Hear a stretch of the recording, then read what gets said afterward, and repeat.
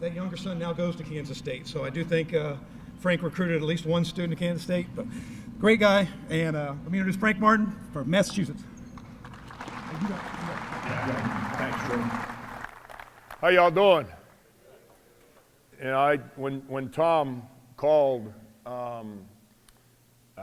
about doing a clinic here in Vegas, I thought, bring my wife out, make a weekend out of it, spend some time with coaches, listen to guys talk ball, because it's what I love to do. And then my daughter's best friend was graduating this weekend from a high school back in South Carolina, so my wife calls me 2 weeks ago and says, I got to take her. I can't go to Vegas. And so then my weekend just went from doing a weekend in Vegas, relaxing, since this new world we're in. The season ended March 9th or whatever it was for us, and on March 10th I was recruiting my players, not other people's players, my players. By March 15th I found out I had to recruit 3 new guys I wasn't expecting to lose, and then it never stops. And this was going to be our first free weekend, and I was like, I'll do a little basketball and this. And so instead I flew in last night, and Troy and I got stuck on that hockey traffic trying to get to the Orleans. So a 5-minute drive to the airport became almost an hour, and then wake up at 8 o'clock in the morning. And all I can think of is the first clinic. I was a high school coach for 16 years, and down in Miami, Florida, where I'm from. And I love sitting there and listening. And from a young age, and my high school coach, who was my father figure, he used to take me to all these clinics, and I'd always say, man, I wonder what it'd be like to get in front of other coaches and talk basketball. And I get a phone call one day, and they're like, hey, we're having the State Coaches Association in Daytona Beach. We want you to speak. And I said, wow, yes, I'm in. Well, they gave me the 8 a.m. time slot, just like today. On Saturday, just like today in Daytona Beach. So I drive up from Miami on Friday, and back then I was young and my social habits were a lot different than they are in today's day and age. And me and the fellas closed down the joint in the lobby of the hotel. And instead of going to my room, I went to, there's a gentleman, he's retired now, David Zimroth. He was the assistant, excuse me, at the University of South Florida at the time. He was a high school coach in South Florida back in the day. And I went and laid down on he had 2 double beds. I laid down in his bed, because you know how we do it. We group of us cram up and all stay in one room. So I had an extra bed. I said, I'll go sleep in your bed. Well, guess what happens? He had a 6 a.m. flight, so he left. I slept right through my alarm. 8 a.m. clinic, no one knew where the hell I was at. And wasn't in my room, they didn't know whose room I was in. So somehow, someway, they figured it out, and I got the clinic started at 8:30, and it was interesting. That's what I will say. It was interesting. But unlike that year, man, I got a good night's sleep. I get to bed early these days. When you're raising children, I think you understand what I'm talking about, those of you that are parents. My wife and I get ready to go from having 3. By the way, has anyone in here coached their son or daughter? Man, that's hard. I always told myself I wasn't going to do it, and I just finished coaching my oldest, and he played for me at South Carolina last year, and he came in, he transferred in, he paid his own way through school. Excuse me, I paid his way through school. And then he worked his tail off, earned a role, so he wanted to come play for me at UMass, so I scholarshiped him. And he earned his way on the court. Holy cow, was that hard. Wow, that's, now that it's over with, I wouldn't trade it, because it made us understand each other a lot better. But my God, and I only have one rule with him. I said, I don't care what you think of me or I think of you, do not bring it home. If you bring it home, you and I got a problem. And I was like, holy cow. But now my daughters get ready to go play college volleyball, and my youngest is going to one of those prep schools in New England, and he's going to board. So my wife and I get ready to be like from 3 in the house to nobody in the house over a 2-month period. And I don't know what I'm going to do, because if I leave a pair of socks in the wrong place, it's coming back on me again. It's been on them for the last whatever number of years. Now it's back on me. But it's great to be here. Basketball's been incredible to me. The opportunities that I've seen in life, all because of that ball, is why I keep trying to do it, trying to get young people, and it's a different era we're in right now. I went to see the New York Knicks Miami Heat Game 5 in New York, and after the game, I was fortunate enough to coach Udonis Haslem in high school. And after the game, we were all out there talking. Kyle Lowry, Max Strus, Duncan Robinson, Udonis. One of the assistants in the Miami Heat staff was a high school coach in Miami, Octavio de la Grana, for a long time. And it was funny, because those guys are longtime pros and 2 young pros, in Max Strus and Duncan Robinson. And every one of them had the same opinion. Why are they doing this to college basketball, man? We wouldn't be here without college. And it's an interesting moment we're in. I'm not here to complain. It's just a new moment we're in.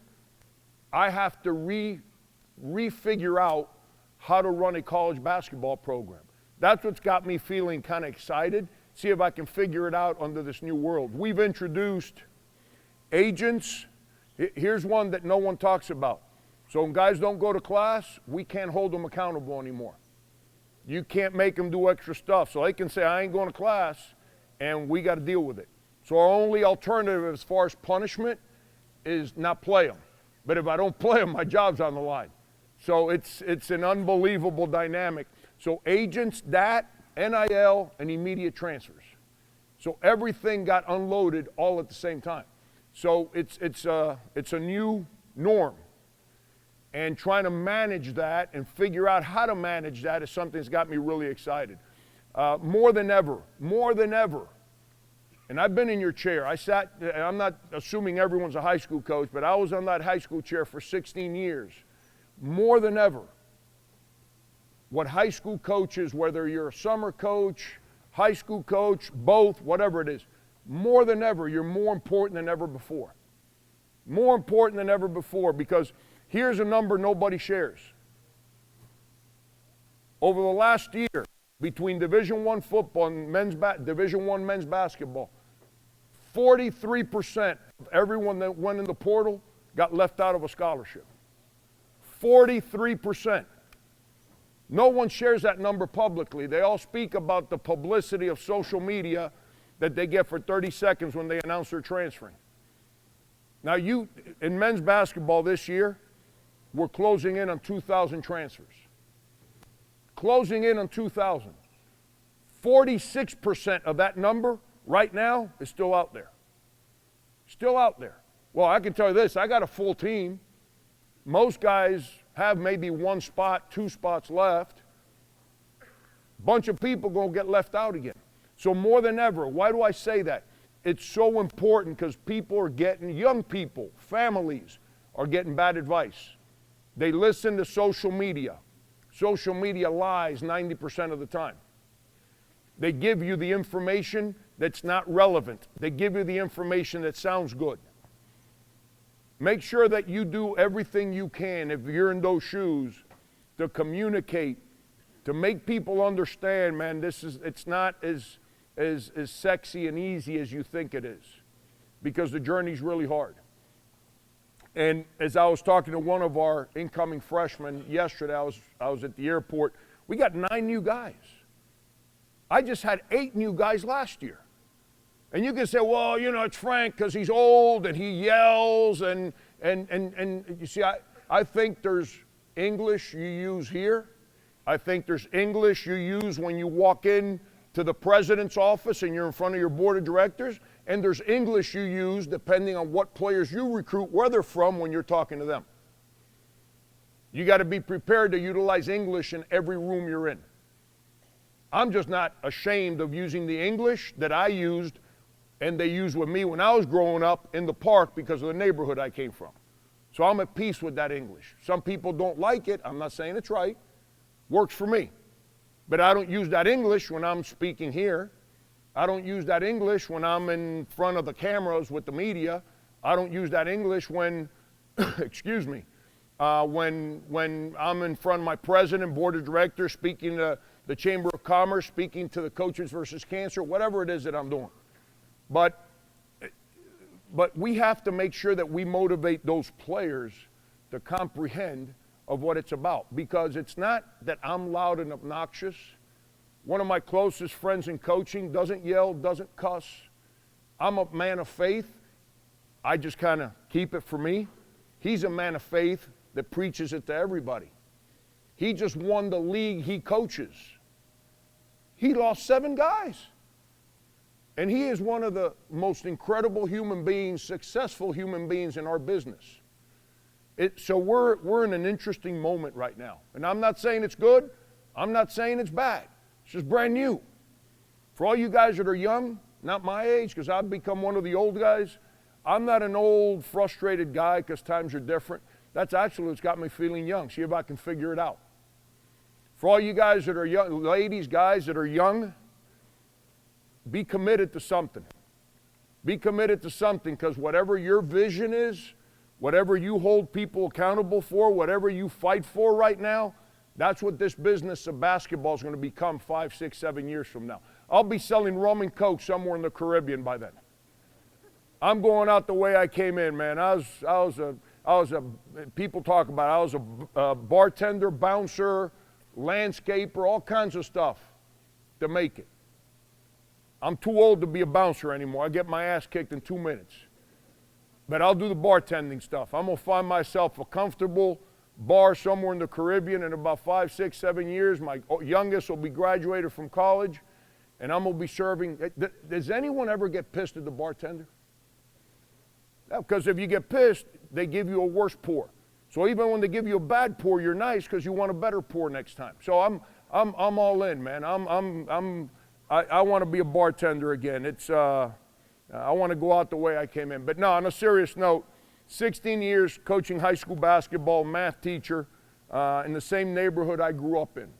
And I didn't worry about the media reporting that I yelled at somebody.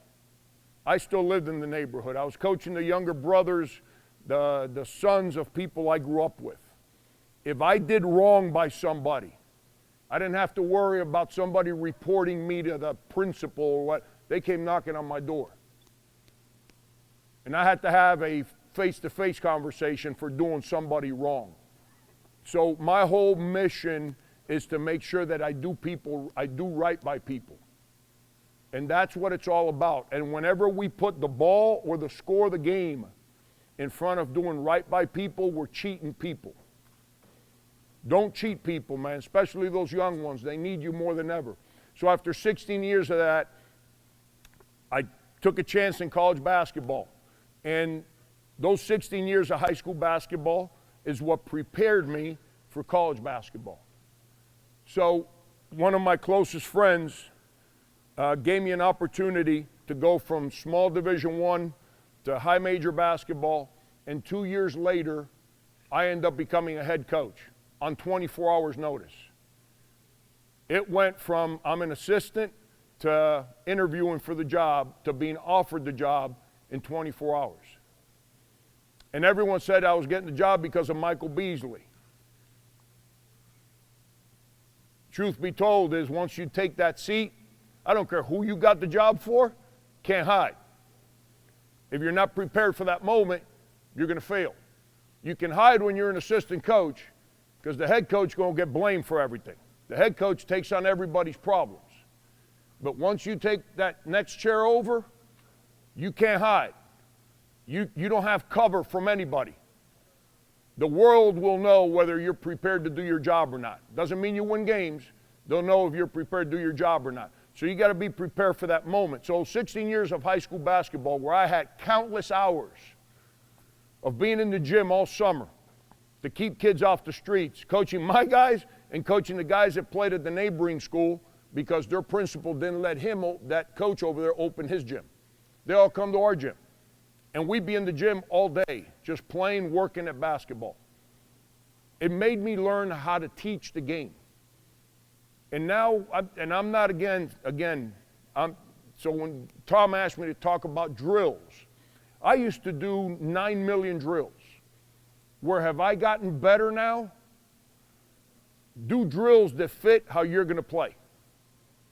See, I'd see these kids and these young guys, they all got these. See, I grew up like most of us at the park, where if you held the ball too long, no coach taught you your role. Somebody came over and whacked you upside the head. You had to fight to stay on the court, or they told you to get off the court. You didn't get on for the rest of the day. So you learn your role from your peers. You learn how to work from your peers, not from coaches. Coaches taught you the game. Coaches held you accountable. Your peers were the ones that taught you how to play the game. I've never had a coach in my life teach me a role. Now I got an 18-year-old in my office saying, what's my role? Your role is to do what I ask you to do. That's your role. But now here's the difference. When we were younger, we did what we were told. Now, because they got so much information on those phones, we have to explain to them why they have to do it. And it's important that as a teacher, we don't have to adapt our core values. We have to adapt how they learn.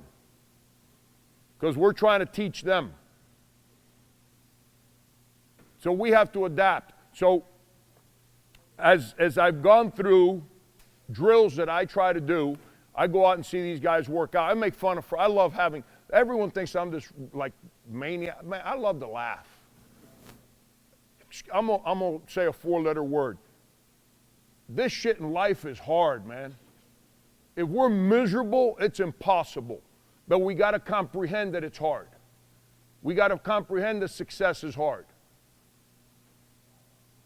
So we got to enjoy it because we live with this whole group. So I had to figure out how to use these drills that I like to do to fit how we played.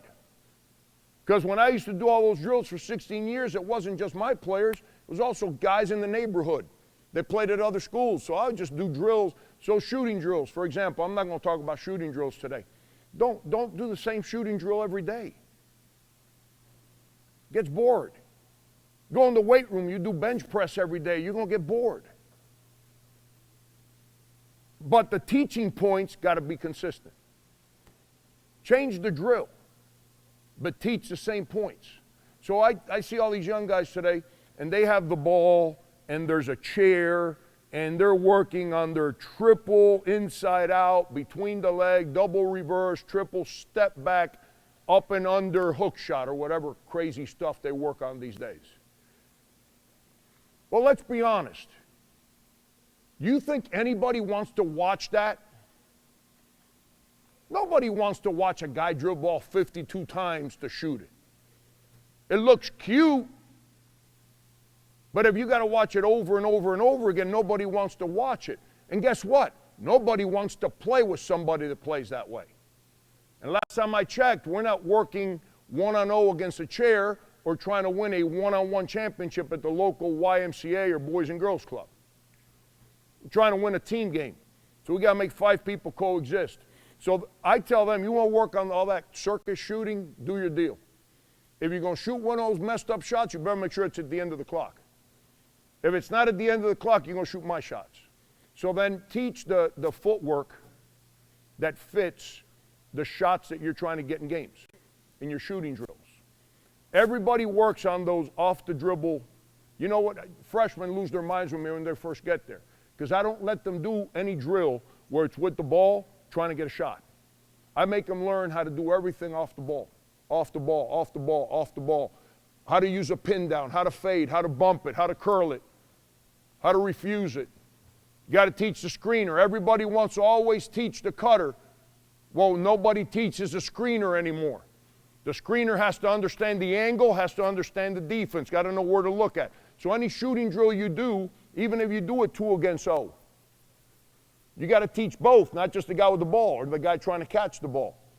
Because if the guy trying to catch the ball makes his cut and the screener doesn't know what to do based on the coverage, which determines what cut that guy's taking, then the screener's in the way. And like I like saying, good offense is like good music. It's got rhythm. It's got space. You listen to a song that's got bad rhythm, you're changing that station.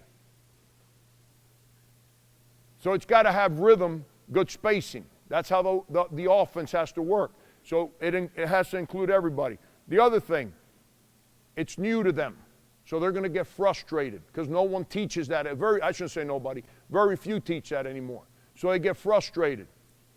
I like finding out how people function when they're frustrated. I don't need to worry about how they're going to function when they're in a good mood. Hell, we all do whatever we're asked to do when we're in a good mood.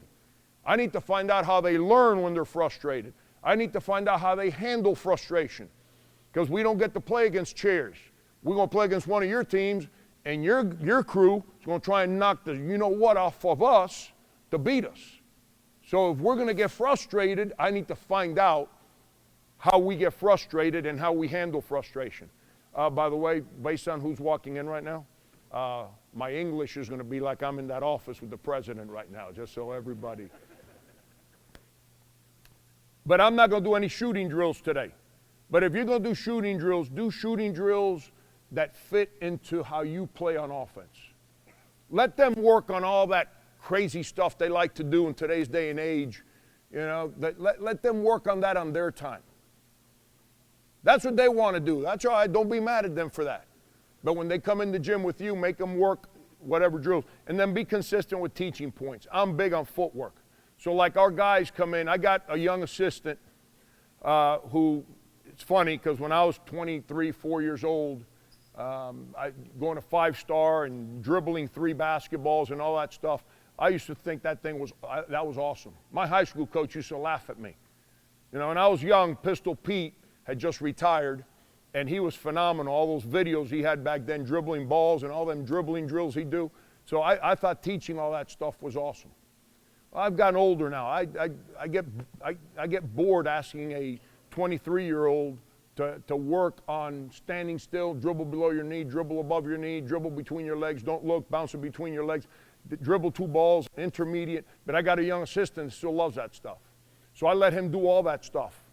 Do that, but all that's valuable. Makes them be comfortable with the ball.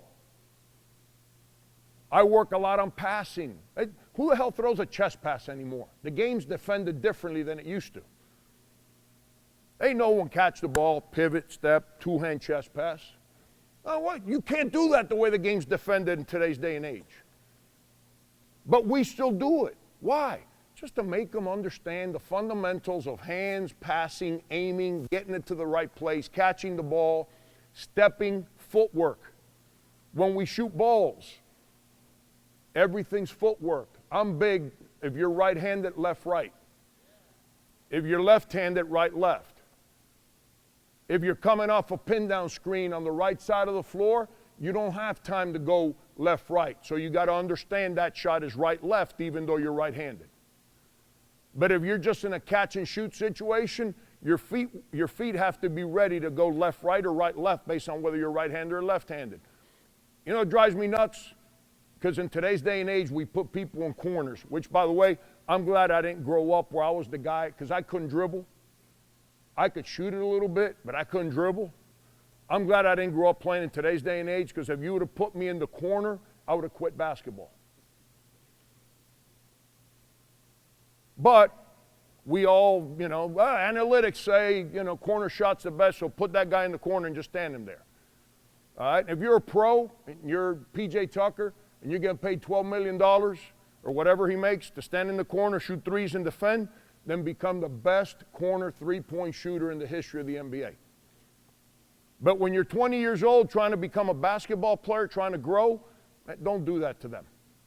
Don't limit their ability to just stand in the corner. Teach them how to play. But there is a corner 3. Well, nothing drives me battier than watching these kids step out of bounds to shoot the basketball. So you get that stepping out of bounds. It's a different footwork in the corner. You don't have as much space. Rep it in there. Teach the footwork you want to teach. You don't have to teach the one I teach. Teach the one you want to teach. Make them learn so there's consistency. The only way to get better is by being consistent. If you do something different every day, you're not getting better. It's like being okay at a bunch of stuff and not any good at anything. Be real good at something before you try to teach something else. So here's where I'm going with all this while I'm sharing this with you. All that stuff's part of it, and you have to do it. I've gotten to the place in my life now, because the game's competitive, that I let my young assistants handle all that stuff. I tell them what I like, what I don't like. I'm there. I support. I'm encouraging. I try to teach when they're doing all that stuff. But I really engage when it becomes live. So whatever we do, 1-on-0, 2-on-0, 3-on-0, then we're going to do 1-on-1, 2-on-2, 3-on-3. And then we're going to compete. Because at the end of the day, man, you can do all that stuff with the ball. If you can't get by that person in front of you, you wasted your time. If you can't get the ball from here to there, when someone's telling you no, you're not taking it there, you wasted your time. So do the drills, but then you have to make it competitive. So what I want to do today, and I'm going to open it up for questions, but what I want to do today is I want to talk about some of the competitive drills that I like to do for offense and defense. I used to, and I'll leave you on this story before I go on the court here. When I was young, my high school coach used to make us do figure eights, 3 passes, 4 passes, and 5 passes. So I learned doing figure eights. This is back in the late 70s. So everything was figure eights, figure eights, figure eights, figure eights, it drive me nuts. And you know the deal. You drop the ball, we start again. Put the 5 minutes back on the clock. You miss a layup, get on the line, run, whatever. Well, now I'm a head coach in high school, and a dear friend of mine came in to recruit my players, and we went after practice to get something to eat, and we're at dinner, and he said to me, "Why do you do so many figure eights?" I said, "Because that's what my high school coach taught me when I was a young kid." And he says, "Is there ever a time in the game where you pass to somebody and run around behind them?" I said, "No." He said, "So why are you doing something that you're never going to use in the game?" I've never done another figure eight drill since that day. And I share that with you because for me, that connected. I said, man, I'm putting these guys in a drill that's not game friendly. So now what do? I still do everything figure eight style. We just don't run around. We do everything passing, catching, space the court, but we're running, getting to spots, whether we're shooting, driving the ball, whatever it is we're doing, so we still run and pass. The catching, the shot making, the layup, the no turnovers, the footwork is still being taught. I just don't run around. For whatever reason, that made sense to me that night. I've never done one again. So, again, drills that fit who you are, fit your team, fit your style of play. That's the most important thing. What I'd like to do here today is, and by the way, if anyone has questions while we're doing the drills, I used to love the more drills. Remember what I said.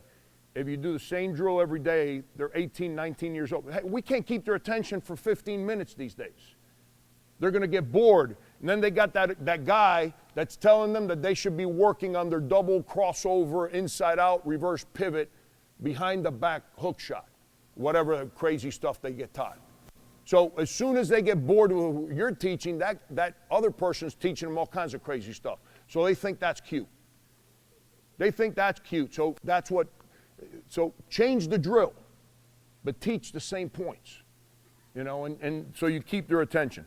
So I'm going to show you some shooting drills that we do right away. I saw this at a clinic that I was at years ago, a camp that I was at years ago. I saw it, Nike ran the clinic, so I've called it Nike drill ever since back in the early 2000s. Let me get 4 guys. Let me get a guy there. Let me get a guy right here. Let me get foul line extended. Let me get corner. All right. Coach, help me out here? All right. So, Coach, what I want you to do is I want you to hold the ball down here, and with your hands on the side. Don't hold it like this. Hold it with your hands on the side. And try and keep it as low to the ground as you can. Hold on. All right, so I just told Coach to hold the basketball with two hands. Beating somebody off the bounce is hard. That first dribble determines whether the defender got beat or not beat. So in defense, we teach first step defense. Well, we're not working on defense right now. Offensively, we're working on our first step offensively. It's got to be downhill. I don't want you to do all that crazy stuff, man. Get the ball where it needs to go. Got to get it in the paint. Can't win if the ball don't go in the paint. By the way, all this analytic stuff that everyone tells you about, 4 years in a row, top 3 players for the MVP of the NBA, Jokic, my man in Milwaukee, and Embiid. So the shit that the big guys don't work anymore, put that in a bottle and throw it away. All right, that's the guys that still get it done. And teach your bigs how to play on the perimeter, not just in the paint. So I call this Nike drill, and what we're going to work on is the following. We're going to say baseline drive. So if we go baseline, now you got to come take the ball from him, and we're working on our footwork. So you got to snatch the ball out of his hands strong because he's holding it, and you got to be close to the ground, and you want to step, and now you're gone, okay? But now you can't score. You can't score. So as he drives, you're circling behind. As he drives, you're finding space, and you're sitting hard. All right, so now, like we're doing this drill today, I would say we're working on the drift, meaning this pass. And I would say drift +1. So now you're going to snatch it. You can't pass it from here. There's 6'10" dudes in the way here. Okay? So as you drive, you got to keep me here. Now at the last second, take one dribble towards the baseline, bang it. So as soon as you bang it, you get back to the corner, we'd have somebody ready to pass you the ball. As you're pulling from behind, we got somebody ready to pass you a ball. And now you're catching corner footwork. You better have your butt ready to go. And now you got, like again, this is what I teach. This doesn't have to be for everybody. I teach guys to be off the line. I don't want players on the line because then they got to have flat feet. I want them off the line. So as that +1's coming, I'm attacking that ball, bang, right into my shot with the footwork that you're teaching. Okay? So now you're working on your pass right there. All right? The game's defended differently. So the days of shot fake, step, pass, it takes too long. Next guy's there. So we got to work on that pass. This is either shot or it's a bang pass right there. One hand sideways right there. Work on it. Teach it. Work on it. Don't ask them to do something in a game that you've never worked with them in practice. Then we act like it's their fault in the game. So teach that pass. So now you got your footwork. Then we're going to have someone else there get ready to pitch you another one. So we're all getting jump shots. Okay? So let's work on that right now. A couple of you guys help me out. So I need somebody right here. Right here. So when my man drives and passes, sprints to the corner, get him a 3. When he pulls from behind, get him 1. And then you're making that +1, and you're getting my man 1 right there. Okay? Hey, now, again, I've never cared for shooter, follow your shot. That's never been something important to me. If that's important to you, teach it. I want my shooters to shoot worrying about making shots. Balance, not shooting worrying about running after the ball. But if that's what you teach, that's the beauty of the game. Teach it your way, and then fight for what you believe in. All right? You guys just jump up and shoot. Don't worry about the rebound. All right? Let me get out of the way here. Good, good.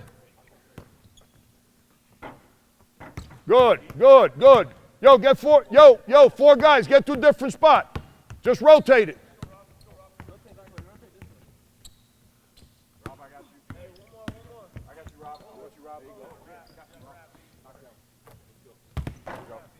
All right, so for example, so now you're teaching. I usually ask one of my coaches or a manager to stand right here. Stand right here. So when we're working on the baseline drift, by the way, that's the other thing. You got to teach him, whoever's got the ball, if he's worried about beating his man, it ain't working. He's got to beat his man and worry about where the help's coming from so he knows who the open man is. He's got to know, once he sees help, where everyone else on the court's at. So anytime everyone wants to play dribble drive, which is awesome, drive it. I'm cool with it. But when you drive it, the guys without the ball, they better be in the right place. It can't be potluck or that guy's playing guessing game. Okay? So, like, sometimes we put our big here, and we just tell him to drive to the dunk. Just as soon as he puts it down, fly to the dunker spot. Just fly straight down the court. All right? And we keep these guys home. You play around with it. Do whatever you want. All right? And now, this last person that went, so now teaching point. So I rip it, boom, I'm gone. If you just keep driving in a straight line, you're not getting this pass. Because there's going to be big dudes at the rim, length at the rim. So if you read the help's coming hard and early, and it's coming from the other guard, which tells me that's the guy's going to be open, I've got to be able to make a quick dribble move to get one step below the defense. So then I can make that pass. Okay? Go ahead. Next.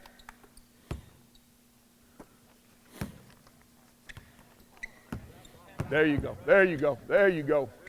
There you go. There you go. All right, now let me get some size in here. Give me two bigs. Give me two bigs right here. Two guys that got a little size up here. Give me a defender there and a defender here. I need somebody to defend my man right here. So now you take the same drill you just worked on to get going in practice. Like when we start practice with Nike drill, like when I put my practice plan together, we walk in the gym, there's some kind of teaching drill that I want to get taught today.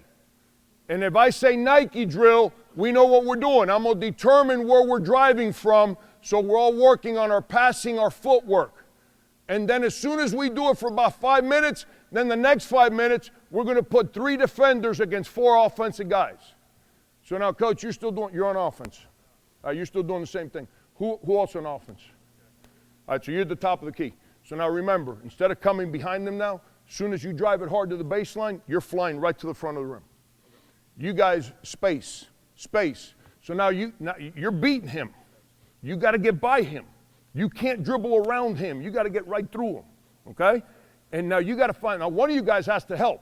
I don't care who helps. That's on you guys. Now you got to see the help, and you can't shoot. The only way you shoot is you got an uncontested layup. You can't take a pull-up. So when you drive it, you better find the help, and you better find the open man. And now you guys becomes a 3-on-3 game. Does that make sense? All right, let's try that, man. I know it's early in the morning. Let's see what we got. Bang. Good. So now, like, if we're in a practice, those 3 guys are working on rotations. The 3 guys on defense, we're working on rotating and closing out. I used to control rotations because everybody played 3 out to win. Well, everybody now plays a 4 shooter, sometimes a 5 shooter. You better work on rotations. You want your center to help you, you better teach them to close out. The days of keeping your 5-man or your 4-man, if they're just big, strong physical players in the game, even if they can make a corner 3, they better get to the 3-point line and defend, because everyone has to rotate now. All right, let's do it again.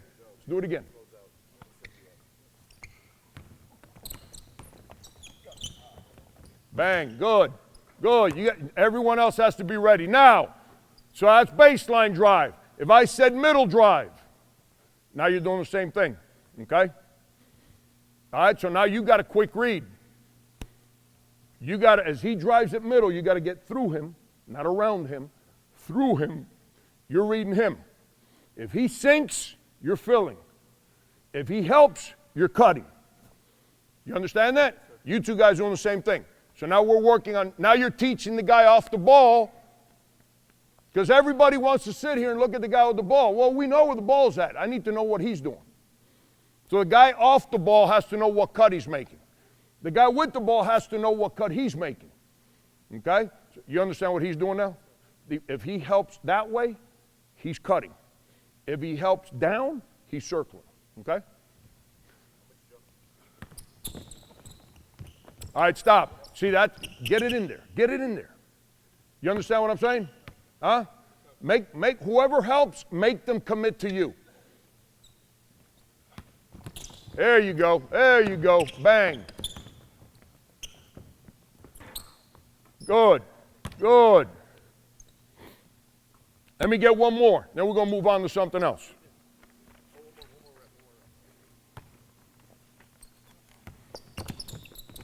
Good cut. Good cut. Good cut. There you go. Good cut. All right. Now, you can do that point drive. You can do that slot drive. Whatever your floor spacing is. Whatever you want to teach. That's what I teach. I'm not saying that's what you should teach. Whatever your cut, spacing, whatever it is that you choose to teach, I just take a simple shooting passing drill. We tell them what we're working on today, and then right away, we're going to put it into a competitive environment where the guy with the ball is not worried about beating his man. He's worried about finding the help. And then everyone off the ball is learning how to cut whatever based on how they're guarded. Simple little drill. Now another drill I love, I need your guys' help. I need everyone on the court. So starting like here, let me get two guys that are good ball handlers at the nail. One guy on offense, one guy on defense. Then let me get everyone else kind of, who's the ball handlers? Let me get you guys right at the nail, right there. All right, everybody else, let me get a guy like top 3-point line right where I'm at right here. Yep. Let me get another guy kind of right here. And then another one over on the other side of half court. Let me get another group of guys on this side also. Same way. Even with him. Yep. There. Let me get two more. A little wider here. A little wider. Yep. A little wider over here. All right. I call this the shoot drill. We put everyone in this thing. Guards, bigs, everybody. Everybody's got to be in it. We don't get out of the drill until everyone's in it. And what we're working on is defensively not opening your hips, not putting your hands on the ball handler. And offensively, you're working on we're going against full court man. I don't want you dribbling to the sideline. We got to run offense down there. You got to keep that ball in the middle of the court. So let him have the ball, whichever one. Good. So now you're working on not fouling, pressuring the ball, and you're moving with him, but you can't open your hips. If at any time he opens his hips, you're gone. Go score. Okay? Now, you got all these guys. Now, you guys are there in case he gets loose with the ball too close to you. Try and knock it from him. Don't come into the court because then he doesn't have space. Give him his space. But if he comes near you, help your guy out. Just like in a game, you're the help defender. All right? Now, you can't get beat. Now, here's the deal. Once you get past the last two guys, it's a one-on-one game in the middle of the floor. Right. So they would go. You two guys would be up next. After you guys score, not score, you become the next two guys. Everybody moves up a slot. Right. I call this the shoot drill. Make everybody handle the ball. Yo, you want your bigs? You get mad at your bigs when you pass them the ball because they turn it over? Well, make them do this every day so they're comfortable with the ball. That way you can dribble handoff and all kinds of stuff with. We want our bigs, hey, go dribble handoff. And then he's not comfortable with the ball. Hey, dribble out, make a back cut pass. Well, put them in drills where they're comfortable with the ball. And then my old fat rear end, you told me to go out there with no defense, I can probably do that stuff. Put a defender in front of me, I'm dead meat. Put a defender out there, make them do it against defense. You guys understand what we're trying to do? All right, real quick, couple reps, come on. All right, stop. We got a foul. See, that's what we're talking about. So now this is what I teach. So our coaches would be in here teaching. So the defense always starts with the ball. Give them the ball and I'm guarding. Which way are you going? Don't go too fast, man. You're going to make an old man look bad. So we teach first step defense. If you do this, you're dead. Especially in today's day and age. Back in the day, nobody drove. We all passed. Can't open your hips. So I teach first step defense. If you do this, you're dead. So I put our guys in countless one-on-one closeouts, first step defense. He goes there, my first step is here. And now you got to show your hands. So now if you keep going, oh, there's my help. Just like in the game. You get too deep, knock that ball loose. But if you open your hips, foul. Good. Help him out. There you go. No, next two. Let's go. Hey, you guys go to the back of the line. Come on, good. Come on, fill in. Boom, right away. Keep your hips closed. Good. Show your hands. That's a one-on-one.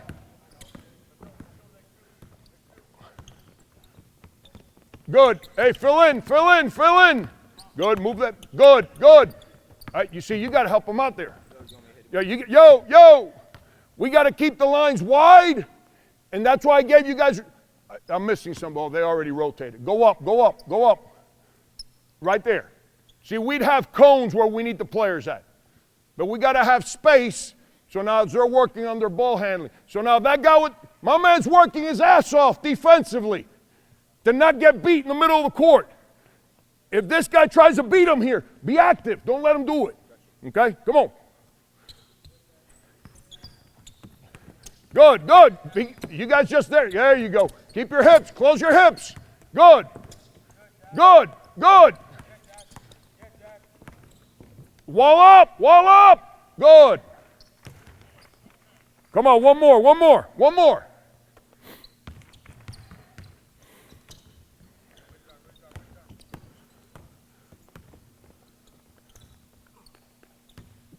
Keep going. Come on, kid. There you go. There you go. Whoa. He can't go out there. That's a turn. So we're in practice. That's an automatic turnover. Now, when he's trying to dribble, don't put your hand on him. You don't want to give that referee that's built like me a chance to make some call. Show your hands. Okay? Come on, one more. Let's finish this the right way. Come on. Don't open your hips. He's coming at you. There you go. Keep your hips. Good. Hey, yo. By the way, now that's a live play. That's the game. That guy dribbles it off his foot. Go get it. Get us a basket. Hey, and we would have coaches here. So if that happens, you come up with it, throw it to me, get up, we throw it to you, play one-on-one at this basket. Come on. Go. Oh, why'd you stop? He opened his hips. 2 feet. And then you got to teach on offense what you teach. I teach 2 feet. I teach people to drive the ball to play off of 2. So I'm constantly on them about 2 feet. 2 feet. Eliminate the charge and play through strength. All right, so now let me you guys remember the spacing we had earlier when we were doing that Nike drill? Let me get the same deal. Here's the difference. I need the big. Let's do it the big, strong side first. Let's get the big, strong first. Let's say there's a post-up play. Let me get there. And I need defenders here and here. I don't need this spot right now. No, you're good. You stay on offense. We don't need defender there. All right, so now we're going to work on whatever you teach. Baseline rotations. I told you, you better give your team directions on how you want to play defensively. You can't yell at them to rotate. Well, there's a lot of good shooters, man. Back in the day, you missed a rotation, you were okay. Now there's too many shooters. So you got to constantly go. You got to go. So now you're teaching baseline rotations. I don't ever want to help anytime someone drives baseline with a big. Why? Drive it. Come on. All right, stop. 2 things. Most bigs in today's day and age shoot. So they set you up and they pop them. So now there's a 3. Now we're rotating a little guard across the court to a big who's got size. That's an uncontested shot. I'm big on our rotations coming from the weak side. And I want our bigs protecting passing lanes at the rim, blocking shots, and rebounding. So we control, anytime somebody drives baseline, we help with the lowest player. So now, who's on offense and defense here? Come on. So the ball's up there. So if you play behind, it's going to be a bad play. I teach 3/4. So now we're teaching initial post defense. As soon as he takes the ball from coach, you're working on seals. I don't want you popping. And you can't accept a seal. You got to work to get back to the baseline side. But you don't help. Okay? We help from the lowest man. Now you sink. Now, scouting reports. You want to know why I look like this and I don't have that nice, wavy, gelled back hair anymore? Is this shit right here. Oh. That little girl's up there somewhere. I apologize. All right? It's this right here. But we rep it every day. Every day. Every day. You better work on your on-ball defense every day. You better work on your rotations every day. Because that's how everybody, back in the day, people ran the flex, they ran staggers, they ran this. No one runs that anymore. They just want to space you and drive you. So you better work on it. Better work on it.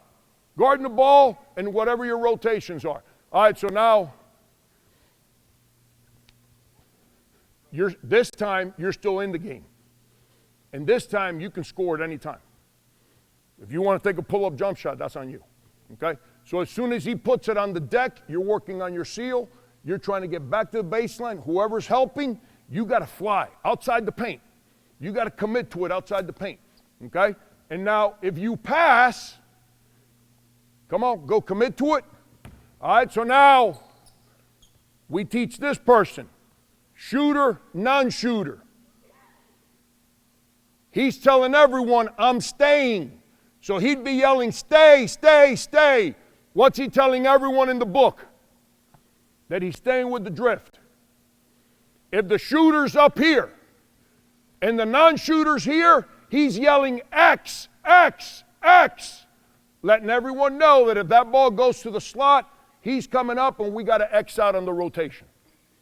So you're forcing them, and that's another thing. I'm big on whatever the players on the court share, repeat it 3 times. Repeat it 3 times.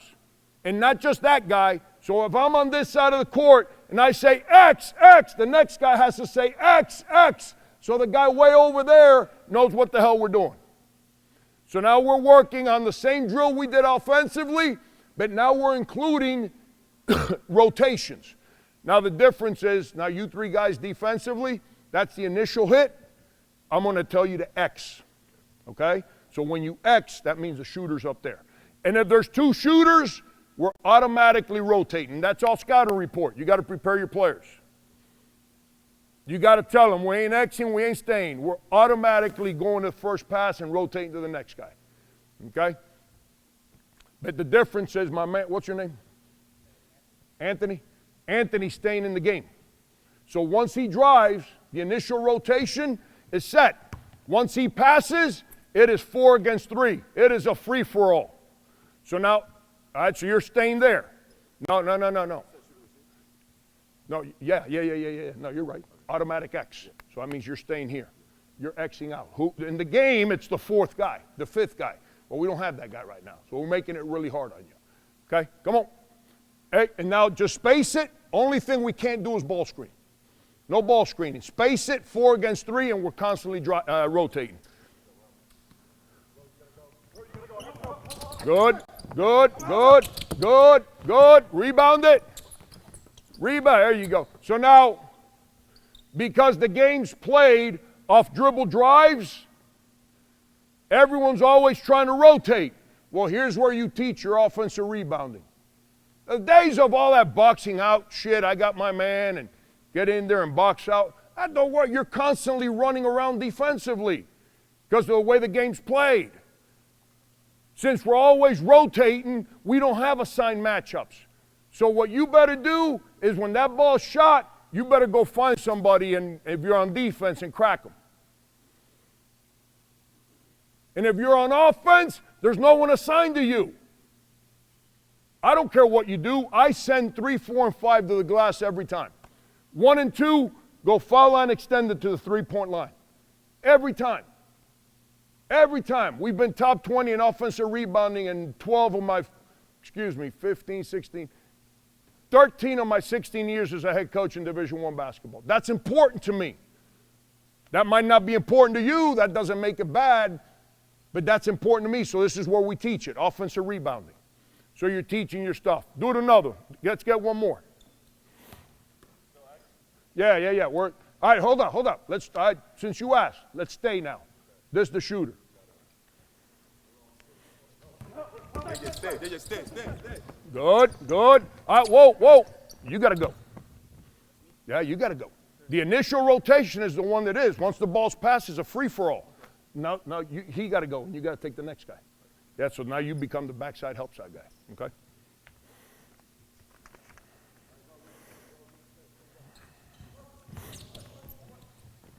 Good. Space it, drive it. Oh, got to get there. See, we be in practice. Like, again, what's important to me? If I'm rotating to a shooter, my rule, you got to have, I don't have like a million rules. I don't have a board with like every rule, how you wear your shirt. I don't have that. But when we're rotating defensively, don't let people shoot it from where they catch it. Make them shoot it a little quicker, a little higher. So when you're getting to that guy, if you got to get to him and fly by to get him off the line, I'm cool. But if you close out short and all that stuff and that person sizes you up and lifts and shoots, you got to come out. That's important to me. Tony Bennett, who's a dear friend, they don't do that. Their closeouts are unbelievable, but they don't fly by. It's important to me, so that's what I teach. So teach whatever you believe in. Fight for it. You'll find out, man, if you get people to believe in you and then you fight for what you believe in, they'll fight for you. But you got to fight for what you believe in. All right, now, let me get two guys, one on offense, one on defense. So now I flipped a little bit, so we're working offense and defense. So you've been driving the ball with no defense, right? Well, now we're going to work with you having to drive it against real defense. So let me get an offensive player there. Let me get a defensive player here. I just need two guys. 2-on-2, my bad. 2-on-2. Let me get a second guy there. Let me get a second guy here. All right, so now I need 4 guys. My bad. We're good. Holy cow. All right, you got the ball. Watch out. All right, so you want to roll the ball, not bounce it. Okay, I'm putting them on a disadvantage. So when I say go, you're going to roll the ball. You want to roll it at that 45-degree angle, try and catch it somewhere where he was at. So as you roll it, you chase it. Okay? As he rolls it, you're on that side over there. The 2 offensive guys are on this side. My bad. You're defending him. You're on offense. Where you at? All right, so as you roll it, you chase it. As he rolls it, you're touching the line, you're in a hard closeout. All right? You're the other guy on offense. As he rolls it, find your space. Corner, wing, I don't care. Stay on the baseline, whatever you want to do. Now you got to go touch that sideline and get to help side defense. The lane line right here. 8 o'clock in the morning, man. I'm usually dealing with my children at this time, not, you know. Hey, and it becomes 2-on-2. So now you're working on beating your man off the bounce. You're working on the close. We just talked about it. Don't be short. Don't let him size up and shoot it. You got to get him off that line. Go. Bang. Get there. Good. Don't foul. All right. Yo, let's go again. That's all right. Let's go again. Hey, you guys remember what we talked about? First step defense? So now we're working on that first step defense. That's why we drill it early in practice. So now we put them in an environment. We're working on first step defense. We put the offensive guy in an environment where he was just kind of ripping the ball and driving it. Now that offensive guy now is trying to make decisions on which way to drive it. We got defensive rules. I'm not going to bore you with that right now. On where we guard the ball and how we guard the ball. You got to teach it. My high school coach, when I was a kid in 1978, said, so how do you want me to stand? He'd say, I don't give a. Don't let him get by you. I'm like, I'm slow as molasses. Said, well, you ain't getting in unless you figure this one out. So you got to hold people accountable and challenge them. All right, same thing. Get there. Show your hands. Good. Where's that help? Good. Stop. Remember what we worked on earlier? Yeah, you can't stand. You understand what I'm saying? I don't care if you cut to the rim. I don't care. The worst thing you can do is have somebody standing here. If you got a non-shooter, don't let them stand here. Put them ball side and make them post, duck in to eliminate the shot blocker, even if that big can't score. You got a 6'2" power forward that's a defensive end that's not very good offensively. Don't put them backside because they don't guard them. Put them strong side and tell them to duck in and just bury people. And then eventually he's going to say, or she's going to say, you ever going to pass me the ball? I say, yeah, when they shoot and miss, go get it.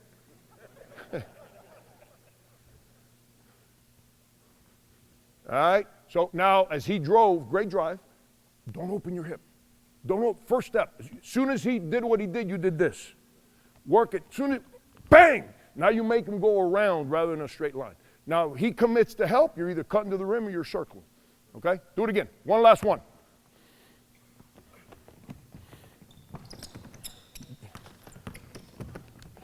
Way to move. Way to move. Good. Hey, let me get 4 more guys, or 2 more guys. The 2 guys who were on D, go to offense.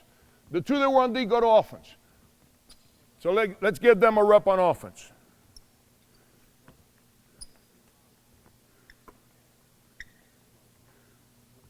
Ready? So one of you guys has to defend him. Yep, and then as soon as he rolls it, I don't care where you go. Corner, slot, short corner over there. And now once he drives it, make a move. Don't stand.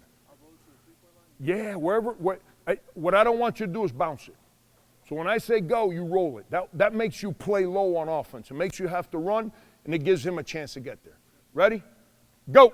Come on, come on, come on. Get to him, get to him. Stay down, no hands. Whoa, you all right? Do it again, but roll it out. Give yourself space. Give yourself space. I just told him, like the biggest mistake we make with bigs is when we're doing guard drills, we just kind of put them to the side. Teach them. They're going to have to defend out there. Teach them to be comfortable out there. Now, it don't mean when the game starts, that's where you play them. But if they got to get drug out there, you don't want them to hesitate. You want them to be at peace that they can get out there. But if you never let them get out there, then they never feel comfortable out there. That's the problem with these big guys. They all play drop coverage. Why? Because they're not comfortable out there. Teach them to get comfortable out there. Go ahead. Go. Come on. Come on. Get there. Get there.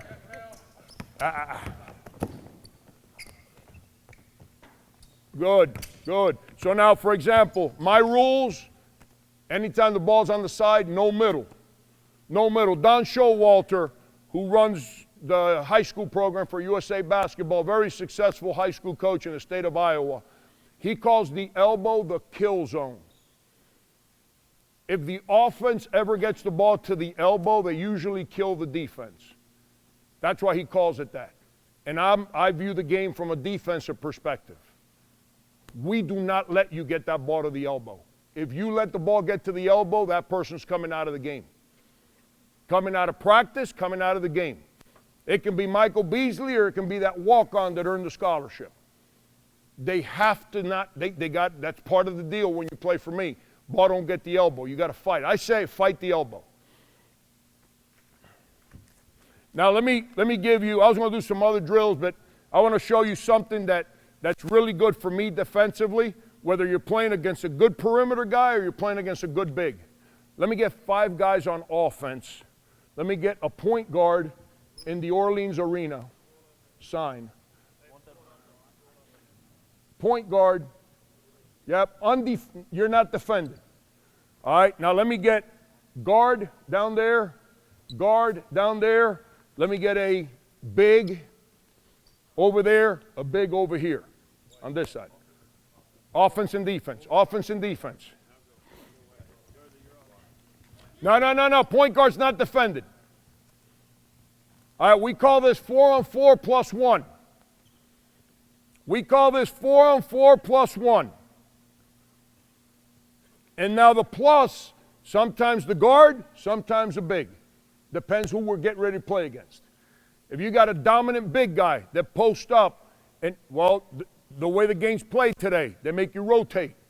So if you're rotating, you got that 6'3" guy or even a 6'9" guy don't like contact, and you don't smash him in practice, and you're playing against a team that's got a big dude that smashes you, that guy's always, or female, male, whatever, is gonna bail out. You have to train them in practice for what's coming in the game. So when today, let's say we're playing, we did this back in the day. We were at K-State, and we were going to play Texas, and they had DJ Augustine. And I didn't want DJ, because DJ played up there. And he shot it at a high clip from up there. So anytime we had to rotate, we didn't want DJ to be open. Rick Barnes loves to run staggers. Well, we couldn't run our staggers. So what we do is we teach tandem screening in this drill when it's the point guard to initiate. So it becomes 4-on-4. So we'll say, hey, today we're working on wide pin downs.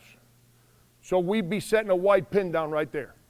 And now whatever it is you teach, now the two bigs, the two guards, you guys stay on your own side of the floor. All right, but here's where it changes. Make a pass. This is the guy now. He's the guy. He can't shoot. So now if you're open, you can shoot it. If they screw up the coverage and he's open, you can throw it in there. So you're working on post defense. You're working on whatever screen you want to defend. But now here's where it gets tricky. Let's say it was here, and he throws it here. Now we're in the plus situation. When we get to the plus, it is all out. Offense, you don't screen anymore. Space, and now we're attacking the four guys defensively. And the one guy that if he shoots in practice, the four guys on defense got to run. The one guy that can't shoot it is him. Absolutely cannot. And then it's a live rebounding situation. You guys on D kind of comprehend what we're doing? So on the initial, we're going to work on simple wide pin downs. So whoever you pass it to, there, the slip, I don't care. You stay up here. We either get a shot, a pass, drive it, I don't care. But if the ball gets back to him, now the four guys on D, you guys are on full rotations now. Somebody better get to him. And then once somebody gets to him, someone's open on the backside. So we got to be prepared to rotate. Okay? Communicate with each other. Help each other out.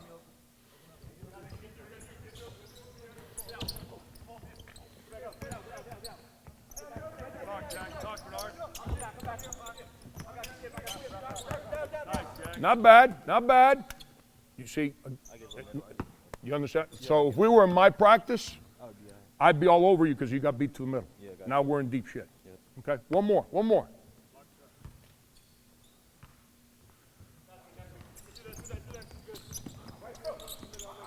Good, play. That's all right. Yo, don't stand. Don't stand. You can go back to the corner, fake the corner, lift. You just got to stay on your side of the court. You guys understand that? Hey, perfectly fine. So now, remember, he can't shoot. So if the ball goes out, we got to make sure we eliminate him right away. One more, and then we're going to do it for a big.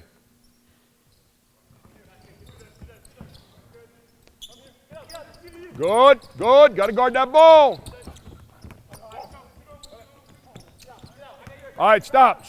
See, but that's the mistake we make. So you rotated to him right away. But then the ball got passed, and you basically said, no, I still got him. Now we're screwed on the backside. We only got 4. Some guy's down with an injury. You follow what I'm saying? So you took him away initially, but once that ball got passed, now you should have rotated to that next pass down there. And then that next guy should have taken him. All right, now let's do it for a big. So now give me a defender up there at the point. All right, let me get, who's the big? Give me a big. Come on, big fella. You're standing right here. All right, so get to the half-court line. All right, let's start you guys right at the nail. All right, so now you guys are working today, we're getting ready to play a dribble entry team that tries to back cut us. So I would say on the wings, We get ready to play dribble entry, and they're going to back cut us. So we're going to enter 4-on-4 plus 1 with a big off back cuts. So now you two guys don't cross the court on offense. But you guys got to get open to the wing. Does that make sense what I'm saying? You two guys got to deny, got to fight, do whatever your coach should do. I'm not going to make you deny right now, but when the guy catches it, you better be there. Now, let's say you pop, dribble entry, and he's denying. You want to back cut. You got to teach your disciplines. Okay? But if you back cut, he don't throw it to you, come back. If he back cuts, now you're popping out. If he hits the pass here, boom, pop out. You're in play. Anytime the ball gets passed, you're the plus, posting up, ball side. You're not in the corner, you're not in the short corner. You are working on your seals and your post-ups. So if he does make that pass, one of you guys has to come now. So I don't care which one it is. So you're working on your seal. I like this. You're trying to fight me already. So you're working on your seal. So now we're in play. If he's open, throw it to him. If he's not open, you're working on post entries. Get it to the open, drive it. I don't care. Throw it to the open man. Who's open? Pass it. Stop. There you go, big fella. So now he's working on his closeouts. Now you're working. He stays on you, seal his ass. Now you're working on your seals. If they're rotating, rotate. You rotate back in. Work on your seal. Come find them. Now you're working on your seal. Now you guys stay on the perimeter. There's no screening. You can cut, you can drive. But there's always someone rotating to the big. So you're working on your seals, your catches. You guys are working on post entries, and then obviously space drive. Pass the ball to the open man. Defensively, so now last time it was DJ Augustine. Now this is Blake Griffin. He can't get it. I don't care who's on him. Can't play behind. That's my only rule in the post. Don't play behind. Can't get it. Got to rotate to him. Let's try it.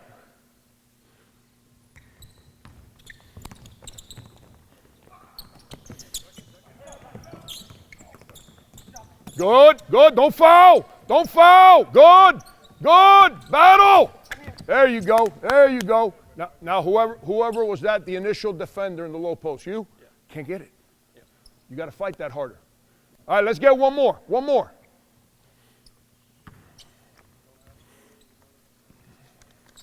Got to get open. Got to get open. Good. Got to get there. Now you're in. You're in play. You're in play. Stay composed. Yo, you guys got to look for him on the initial one. No one guarded him. Now, what I would tell you, we're in practice right now, you chase the ball. See, bigs don't ever chase the ball. If you're a big and that ball's going that way and you're playing to the ball, you're never going to get your seal. Always go opposite the ball. So the ball's going point to wing, your feet don't want to go this way. Your feet want to go that way to create the seal. Now, if that guy gets sealed, you got a layup, or he has a layup. If that guy says, no, I'm getting back behind you, now you're working on your berries. See what I'm saying? I hate to bore you guys, but I saw that clock a minute ago, and I got a couple other things I wanted to do that I didn't get to. But that's what I believe in. So those drills are important to me because how we defend is important to me. I've never been able to coach all the five-star guys. I was a high school coach who had a 6'2" tight end as my center. I had a guy playing two guard that wasn't good enough to play college basketball. But I still had to coach him. We still had to win with what we had, not worry about what other people had. So we have to be able to understand that. And it's the same way that I've carried into my college coaching career, my same thoughts. Any questions, by the way? I don't mean to be brief, but I'm here until Tom pulls the plug on me. Yes?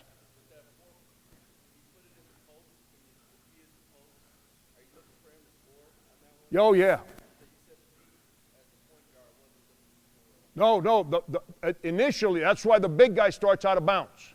He doesn't get in the game until there's a pass. So you're working dribble entry, back cuts. Does that make sense what I'm saying? So now as soon as the ball changes hands on the perimeter, he's in play. As long as the ball's stuck, like we deny defensively. So when we do this drill, if we ever let that ball get past point to wing and he steps in, he catches it, shoots it, I'm not in a good mood. Does that make sense what I'm saying? So, but we deny. So there we're working on offensive. Here's the other thing. We start teaching drills and we just pay attention to the offense. Use your staff. You know what triggers me? Bad defense. Why? Because defense is where you get your team to trust each other. Why? Because it's really hard to defend that one player by yourself. I don't care how good your guy is. So defense is where you learn to trust your teammates, not on offense. Offense is a determination of talent. If you're not very good, you shouldn't be shooting the ball. If you can't dribble, don't dribble it. So on offense, we're trying to limit based on talent. There's no limits defensively. Defensively is where you learn to trust your teammates. Why? Because I need help to go guard that guy. I don't care who I am. And when I get beat, I got to know somebody has my back. So that's where it goes back to the park when I was a kid, man. Don't be the guy that gets scored on game point. You ain't getting back in. There's no coach on the court that day. The dudes I grew up with. You're going to fight, but you ain't getting back in. So you learn to fight to not get beat. Yeah. So 6-8 or 5-8, you got to play front the post. Yeah, I teach 3-quarter unless it's a mismatch. If it's a small guy, because we pressure the ball so hard on the perimeter, if it's a small guy, you cannot. If you play behind Blake Griffin and you're 6'5", he's going to turn around and shoot right over the top of you and tap you right on top of the head. Does that make sense what I'm saying? So we get around. And the NBA has wide lane with defensive 3-second rules. So their offensive spacing is different. That's why nobody fronts in the NBA, because there'd be no weak side help. Well, where I play, there's no weak side defensive rules. So if the ball's on this side of the floor, the guys guarding over there, they're going to be in the paint. So that's why we front, because at least I can negate that guy from catching the ball where he can shoot it over the top. Yes? I feel like sometimes we struggle with new drills. You know, we have a smaller number of students, you know, because we're mostly high school and they're just starting and the numbers are dwindling. So how can I, you know, take the skills of the different students and incorporate that into drills, you know, when you're in high school? Absolutely. There's drills that are offensive minded, drills that are defensive minded. Always remember, anytime you're doing a drill, offense is going against the defense. So if you're coaching the offense, make sure one of your staff members is coaching the defense. If you're coaching the defense, make sure one of your staff members is coaching the offense. It's hard to coach both. It's hard to be in practice and tell the defender what to do, paying attention to the guy on offense. So make sure you got your staff. That's where they help. If you got a staff member that does this in practice, I recommend you and that staff member have a long conversation. Okay? But now the drills. So when you're putting players in drills, when you're working on offense, put them in drills that are what they can do well, so they can earn confidence. Don't put your center out there to work on his between-the-leg, left-handed drive, and he can't dribble and can't use his left hand. Then that center is going to say, man, I'm not comfortable with this. No confidence. So put them in drills offensively where they can gain confidence. Defensively, I'd say stress them. Don't ever allow anybody to say, I had a little guard. I got the job at South Carolina. I got a little guard, athletic as can be, and we're doing our drills. And my job, I believe in picking up the ball on the half-court line. He said, I can't do this. I said, I can't play you. He's like, man, this is really hard. I said, winning is really hard. So either you buy into hard or this ain't going to be the place for you. Well, he became one of the top defenders in the SEC. Why? Because he learned to believe in himself first, play really hard, but then to trust the defenders behind them. Don't ever allow anyone to tell you that they can't defend within your team concept. If you're playing at the one-on-one YMCA and you got to go guard Michael Beasley, I coach that dude. All I can say is good luck. He's getting a bucket every time he touches it. You better not miss, because if he gets it, you ain't never scoring again.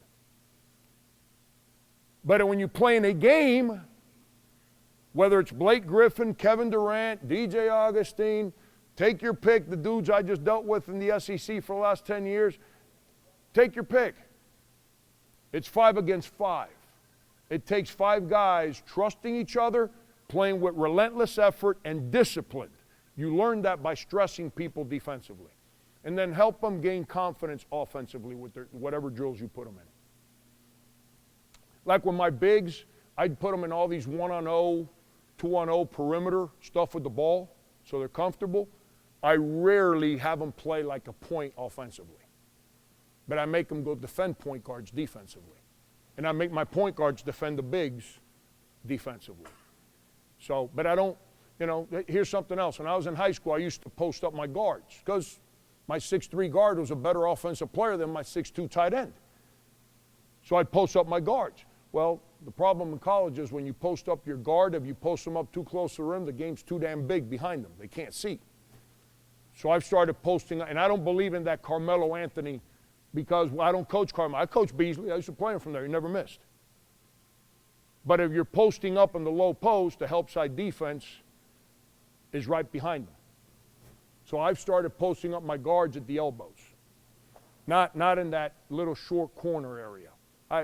That works with the NBA because there's no help side defense, and the guys that play in that spots are ridiculously good. So I post my guards at the elbows. But any other questions? I hope whatever I did here today was helpful to you. I have much respect for what you guys do. I said it jokingly when I started. 8 a.m. on a Saturday in Las Vegas. Hats off to you guys for showing up. It means a lot. And not to me. It means a lot to the people you're going to go back and coach. Because if you're willing to do this, then hold them accountable and make them do it too. Make them do it too, which is the hardest thing we got to deal with right now. Yes, I had somebody raise their hand. We good? Thank you all. Appreciate it.